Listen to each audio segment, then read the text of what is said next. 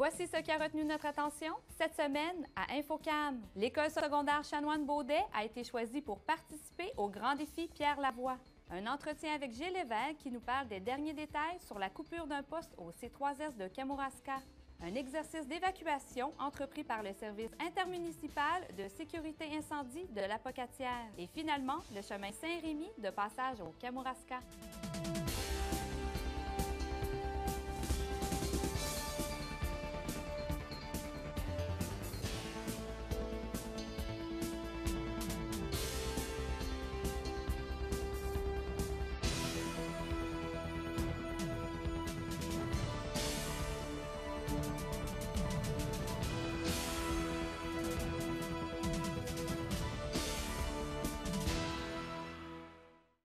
Bienvenue à votre bulletin local et régional InfoCam. L'école secondaire Chanoine-Beaudet a été choisie parmi les équipes coup de cœur pour participer au grand défi Pierre Lavoie au secondaire. Le grand défi Pierre Lavoie au secondaire, c'est une course entre Québec et Montréal à relais où 30 élèves vont courir 2 km à la fois en équipe de 2 pendant 30 heures. Et pourquoi vous avez eu l'idée de participer au grand défi? Bien, à la base, l'idée m'est venue l'année passée quand Pierre Lavoie était venu nous rendre visite à l'école. Il avait présenté son grand défi au secondaire. Puis tout de suite, j'ai accroché parce que à la base, je cours.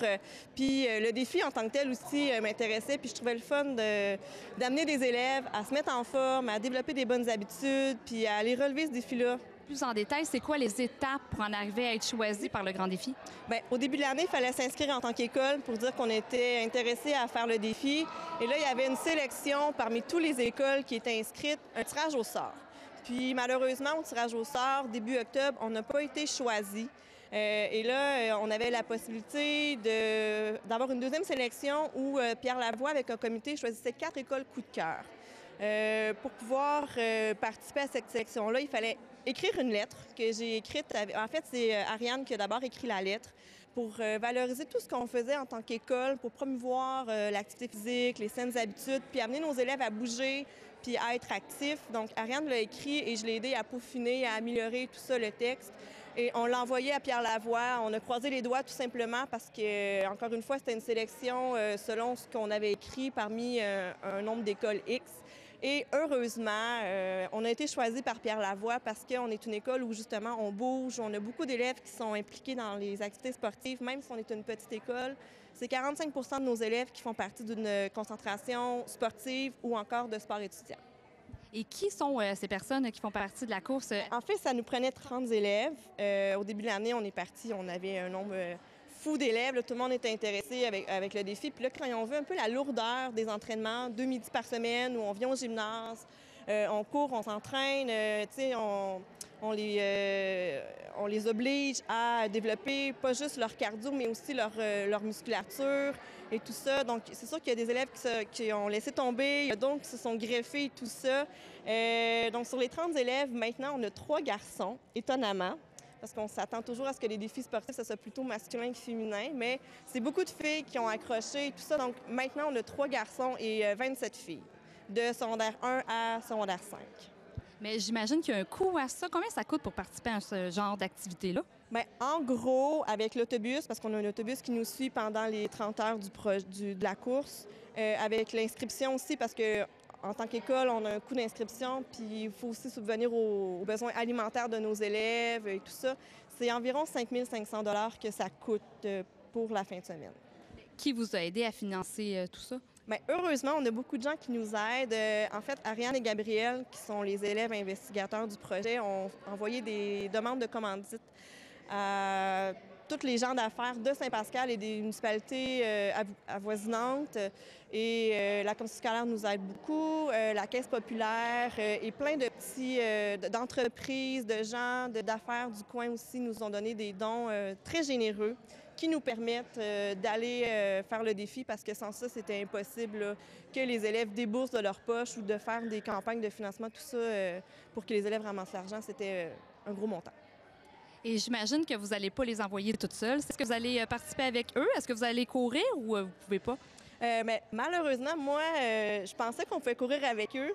Et non, nous, en tant qu'accompagnateurs, on les suit toujours à vélo. Donc, pendant qu'on a 2 élèves qui courent, ça prend toujours un enseignant ou un accompagnateur qui les suit à vélo. Dans le mi-parcours de notre course, il y a un 5 km de nuit où là, tous les élèves courent en même temps. La population est invitée aussi à venir courir et nous, en tant qu'enseignants, c'est le 5 km qu'on pourra courir avec eux. Et en terminant, si on veut avoir plus d'informations, est-ce qu'il y a un site Internet que vous pouvez nous conseiller? Oui, il y a le site Internet du Grand Défi Pierre Lavoie au secondaire où il y a une foule d'informations. Éventuellement, il va y avoir le trajet qu'on va suivre. Il va y avoir les informations aussi sur la course de nuit à Trois-Rivières où les gens sont invités à venir courir avec nous. Il y a aussi les outils du coureur. Il y a des programmes d'entraînement qui sont pour monsieur, madame, tout le monde, là.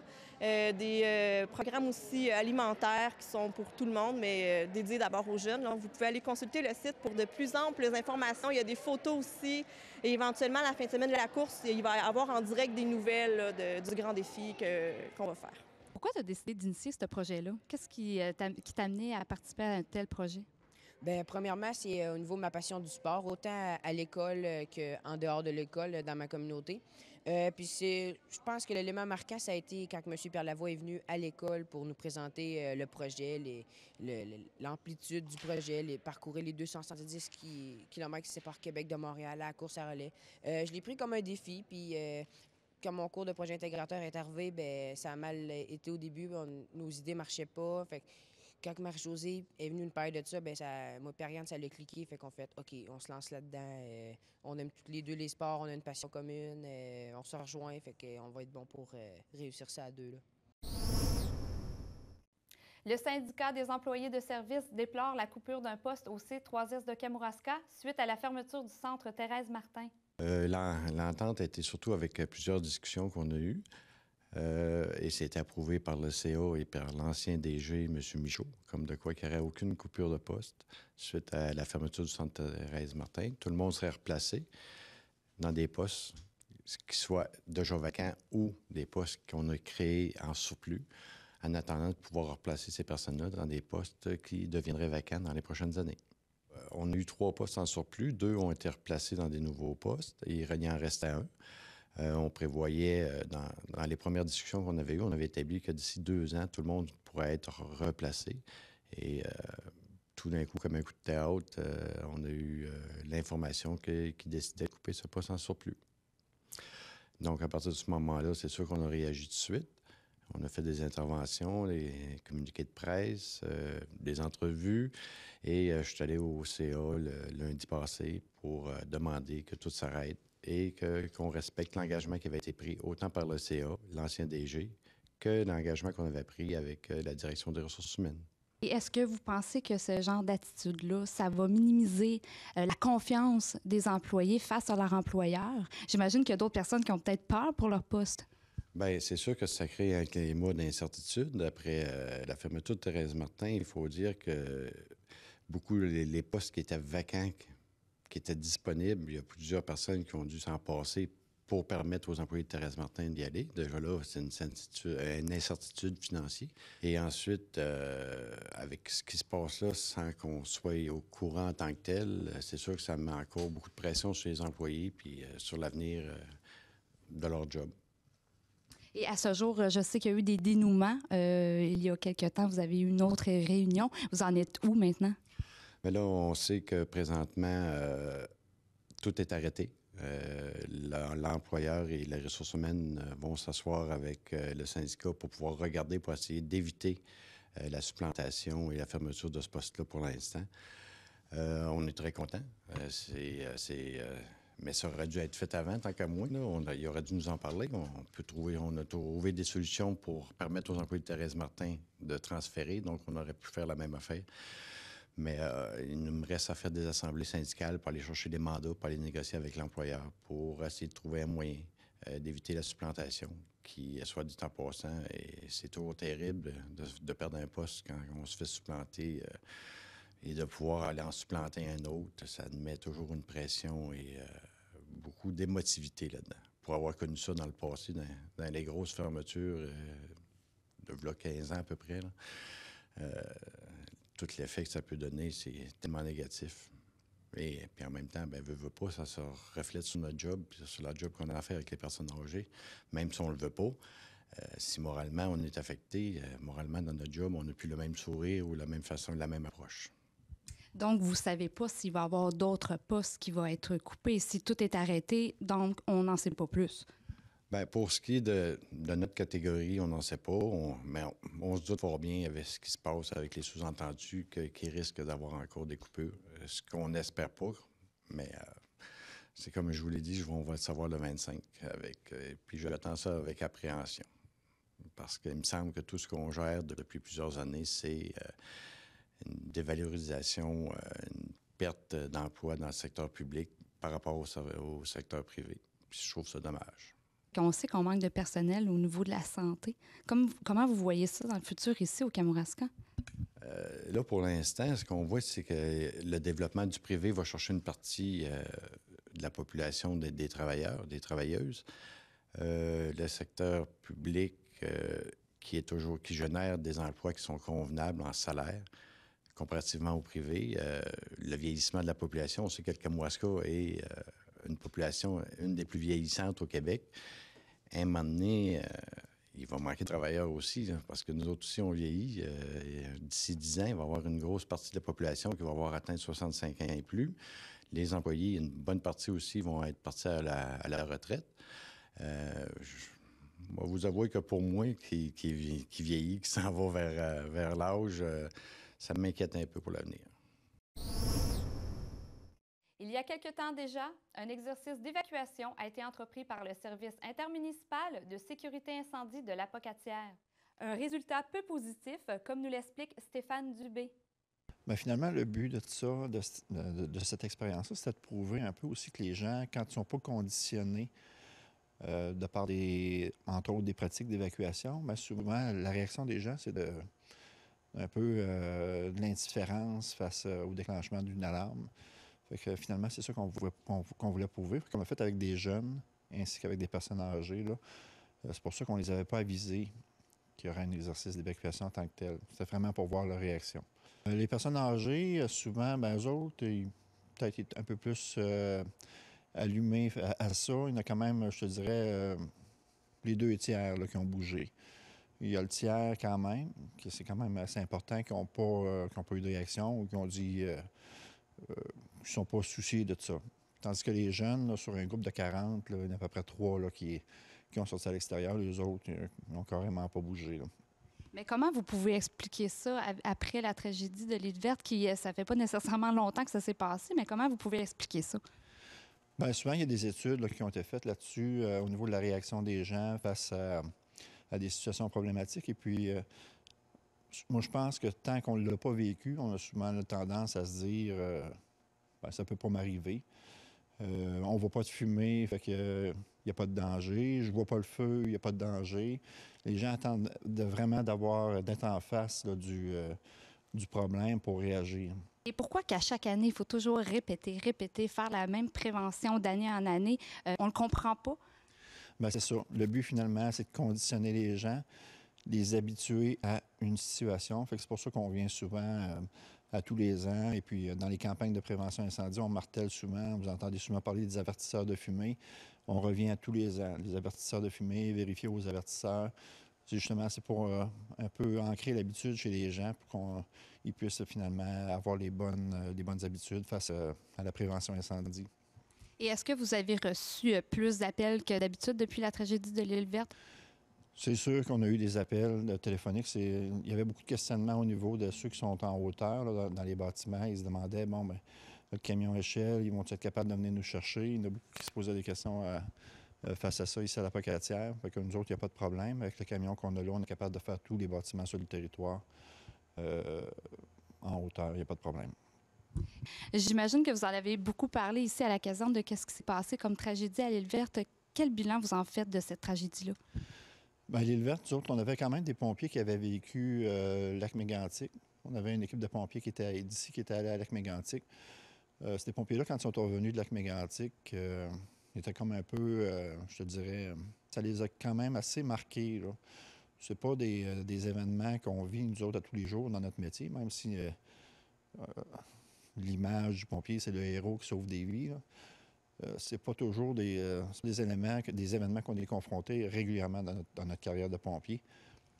Fait que c'est sûr que certain que c'est pas facile à vivre en tant que pompier. On est quand même des humains. Ce qu'on en retient, bien, c'est de continuer à faire notre travail de prévention, justement. C'est sûr qu'on ne peut pas prévoir l'impossible, mais au moins, à tout le moins, on peut aider à sensibiliser en faisant notre travail, justement, comme je te disais, en prévention incendie.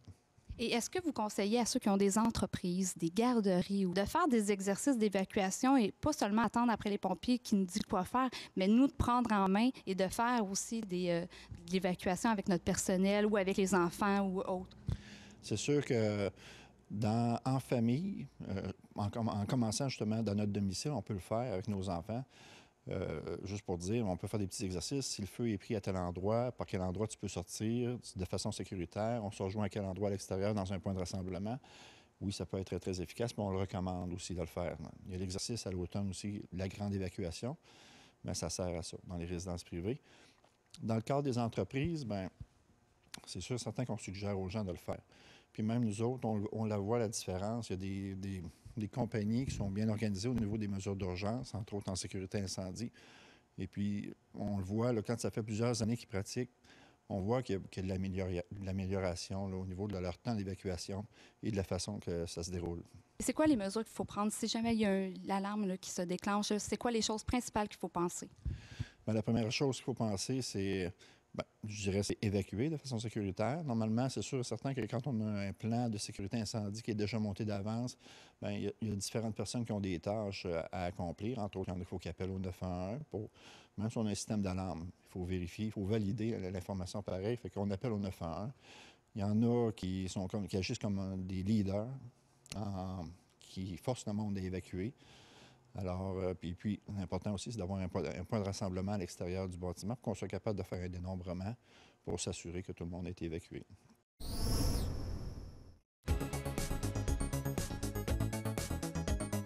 Ces mots sont vos mots, ceux de votre coin de pays. Pour un regard neuf sur votre région, suivez votre blogueur sur matv.ca.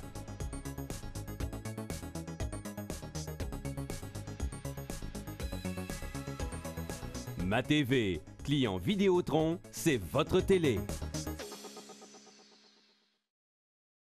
Des vagues me caressent. Comme un enfant face à la mer, souriant et apaisé, tu trouves en moi quelques repères. Notre rêve est réalisé. Notre rêve, c'est de guérir toujours plus d'enfants et toujours mieux. Joignez votre voix à la mienne pour aider Sainte-Justine. Merci.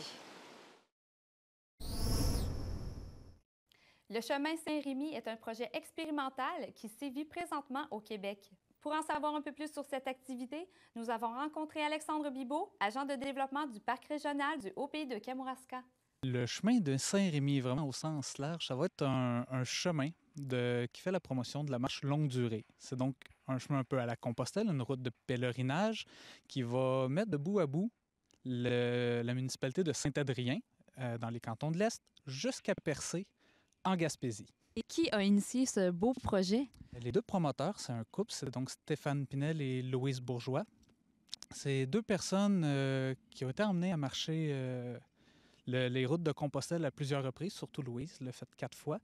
Et ils ont eu l'idée un peu de recréer ce chemin-là, mais au Québec, pour faire la promotion de la marche longue durée, comme au Québec, on n'en a pas de chemin de ce type-là.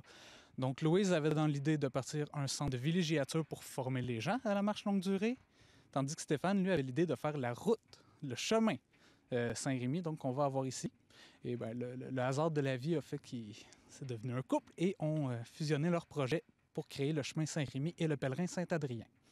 Mais le chemin n'existe pas réellement encore. Donc, cette année, on ne va pas accueillir des marcheurs, on va seulement accueillir le couple. Cette année, on va accueillir le couple, en fait, là, dans les prochaines semaines, à la fin du mois de février. Le chemin n'existe pas, ou du moins, il existe de façon théorique. Donc, il y a des intervenants entre Saint-Adrien et Percé qui ont travaillé avec les promoteurs pour proposer un itinéraire en fonction de leurs besoins. Donc, eux nous ont dit un peu les municipalités où ils voulaient passer, surtout dans le Haut-Pays, une expérience rurale. Ça prend des points de ravitaillement aux 15 km, de l'eau, de la nourriture. Bon, ils nous ont donné vraiment beaucoup de repères. Ils nous ont suggéré des municipalités, puis avec eux, on a créé un chemin préliminaire. Est-ce que vous savez combien de MRC ils vont traverser, ce couple-là? Si je ne me trompe pas, c'est 18 MRC qui traversent 80 municipalités pour un chemin de 1100 km de longueur. Ils vont passer dans la MRC de Kamouraska. Est-ce que vous avez prévu des activités pour eux? Chaque municipalité où vont passer les promoteurs vont organiser, eux, des activités. Donc, à Saint-Onésime, ils vont arriver au milieu de l'après-midi. Il y aura probablement une marche pour les accompagner de l'entrée du territoire dans le 4e rang au croisement de la route Jeffrey et du 4e, c'est ça, jusqu'à l'église de Saint-Onésime. Puis ensuite, la municipalité va organiser des activités. Puis ça va s'en aller comme ça jusqu'à Saint-Alexandre. Donc, le lendemain à Saint-Gabriel, l'Allemand, ensuite Saint-Pacôme. Ils vont se rendre jusqu'à Mont-Carmel, de Mont-Carmel à Saint-Pascal, Saint-Pascal à Saint-Germain, de Saint-Germain. Ils vont faire Sainte-Hélène et Saint-Joseph dans la même journée. Et on finit en grand à Saint-Alexandre au camp musical.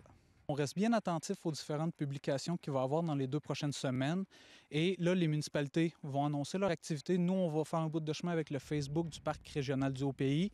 L'info va être relayée sur les réseaux sociaux, dans les municipalités un peu partout, peut-être aussi à la radio. On ne peut pas vous confirmer tout de suite les activités car c'est quelque chose qui s'est préparé très rapidement. Il faut aussi souligner qu'il va y avoir 6 arrêts particuliers où ils vont faire des présentations le soir dans les salles municipales. C'est à peu près toujours à 7 h le soir jusqu'à 8 h, 8 h 30. Et c'est là où la population va pouvoir rencontrer le duo de promoteurs et en savoir plus sur le chemin. Qu'est-ce que ça va devenir? Qui va pouvoir en profiter? Qui va pouvoir devenir éventuellement des gîtes ou des hôtes de pèlerins? On a connu des froids extrêmes. Et est-ce qu'on sait si le couple s'est arrêté quelques journées ou ont continué malgré le froid et la grosse tempête de neige que sévit il y a quelques jours? Jusqu'à présent, ils n'ont jamais rebroussé chemin ni annulé. Donc même vendredi dernier et dimanche, quand il y a eu les grosses tempêtes de neige, ils ont marché. Quand on a eu les gros froids au tout début de février, ils ont marché. Donc, on croise les doigts. Ils devraient arriver ici à Saint-Onésime le 28 février pour la première présentation à Saint-Onésime. Et à moins vraiment d'une catastrophe naturelle, semble-t-il, qu'ils soient prêts à tout affronter pour réussir. Ils veulent en fait démontrer que peu importe le temps, la température et les saisons, le chemin va être accessible en tout temps. Oui, ils veulent vraiment faire du chemin de Saint-Rémy un chemin 4 saisons.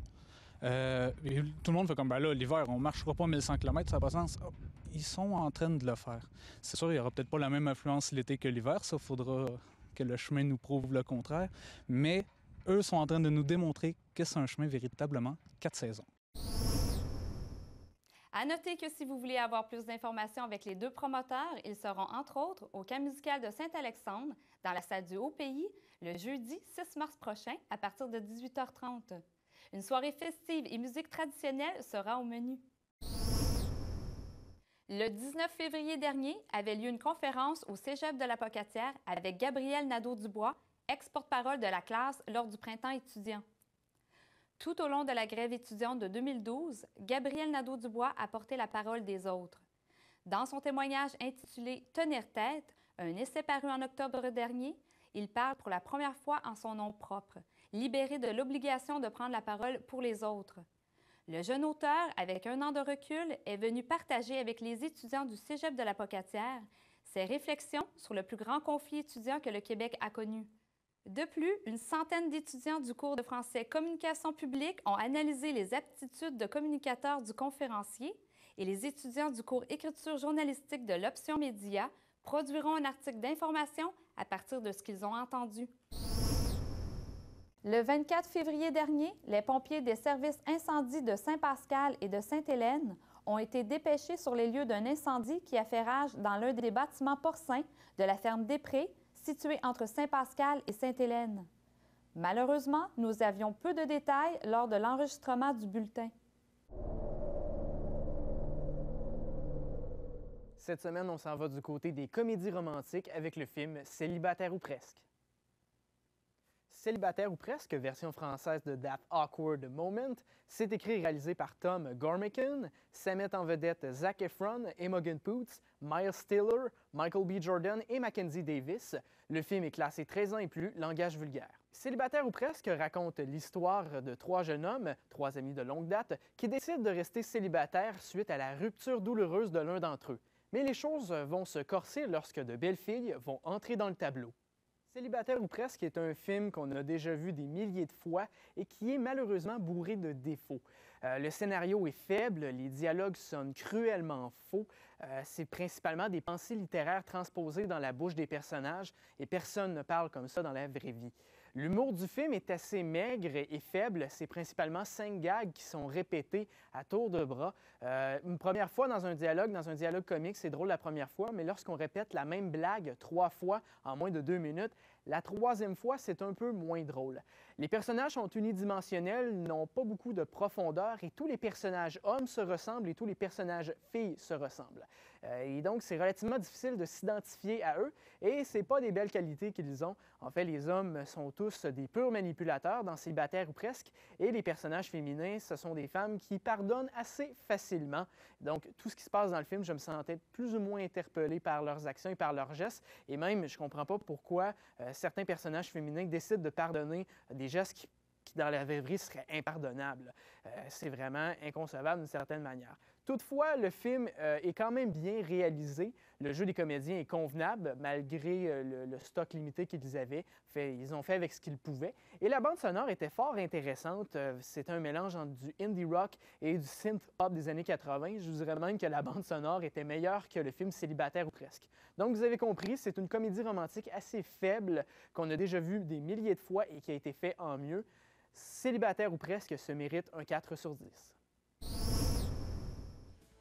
C'est ainsi que se termine votre bulletin local et régional InfoCam. Merci d'avoir été avec nous et on se donne rendez-vous la semaine prochaine.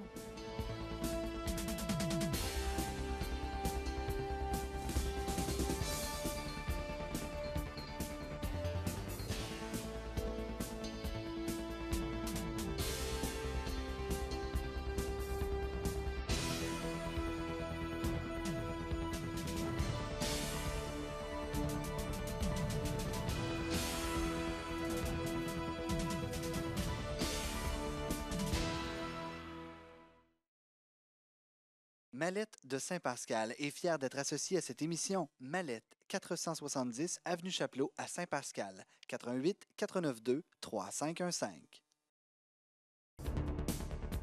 Pour nous faire part d'une nouvelle, des images ou suggestions de reportages, par téléphone le 88 492 2711, par télécopieur le 88 492 7498, par courriel à presse@commercial-tvck.org et par Internet au www.tvck.org.